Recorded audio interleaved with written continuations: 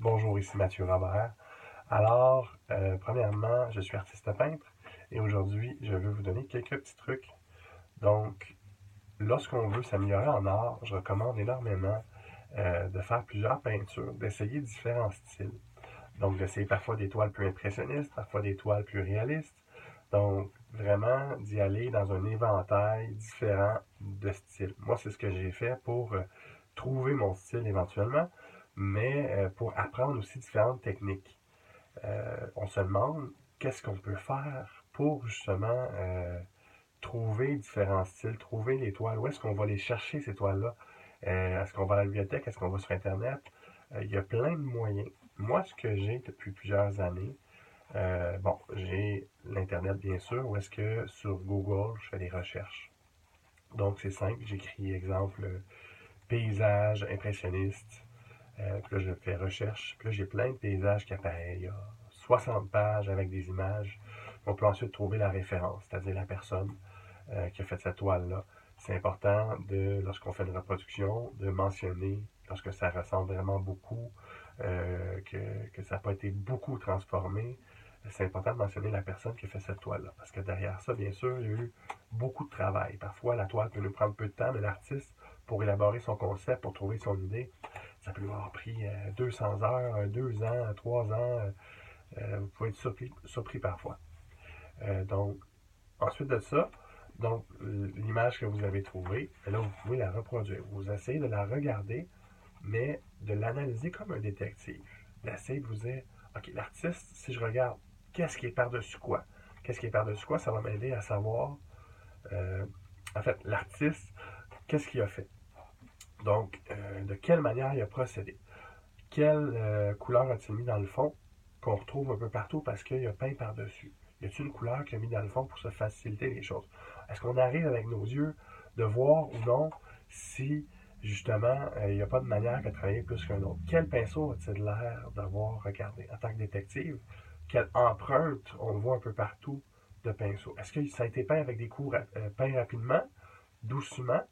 Est-ce que ça semble avoir été des lavis? Est-ce qu'on est capable de détecter des endroits où est-ce qu'il y a eu des couches en transparence? Donc, moi, ce que je vous dis, c'est que prenez-vous des images. Là, je parle de Google. Les autres endroits, on a quoi? Ça va être dans les revues. Moi, j'ai des revues là, ici à Artistes International que j'aime bien. Il y a des concours. Puis, il y a plein d'informations. C'est en anglais, par contre, mais il y a plein d'images. Puis, on voit des fois les étapes, là, ce qu'une personne fait. C'est Artiste International. C'est bien intéressant comme revue. Il y a des belles images, vraiment. Là, si vous n'avez pas accès à l'imprimante, des fois l'Internet, ça peut nous empêcher d'imprimer, je veux dire, d'avoir l'image parce qu'on ne peut pas imprimer, et ainsi de suite. Autre chose aussi, ceux qui utilisent un téléphone, un iPhone ou un iPad, une tablette, un ordinateur pour peindre, ce que j'aime moins là-dedans, c'est que lorsque vous essayez de reproduire vos couleurs, d'habitude, on prend du spatule, ou notre pinceau, on met la couleur dessus, puis on vient la mettre à côté de ce qu'on cherche. Exemple, je cherche cette couleur-là ici.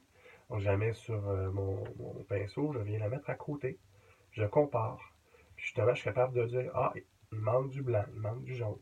Mais présentement, si vous le faites sur un écran, ben, c'est luminescent, donc on ne peut jamais comparer vraiment si c'est le bon ton.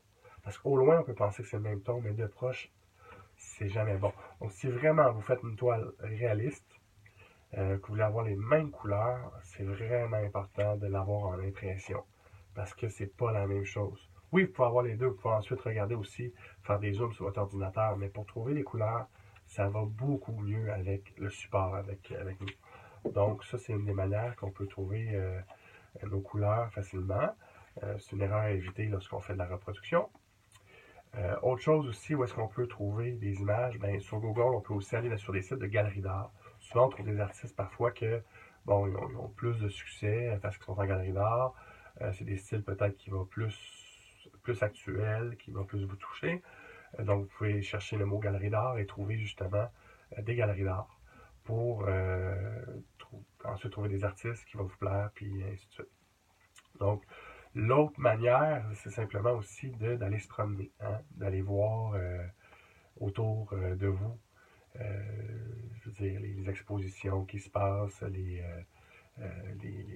aller voir vous-même dans les galeries d'art. Ça, c'est bien parce que c'est là qu'on voit justement de près les épaisseurs de peinture, les techniques employées.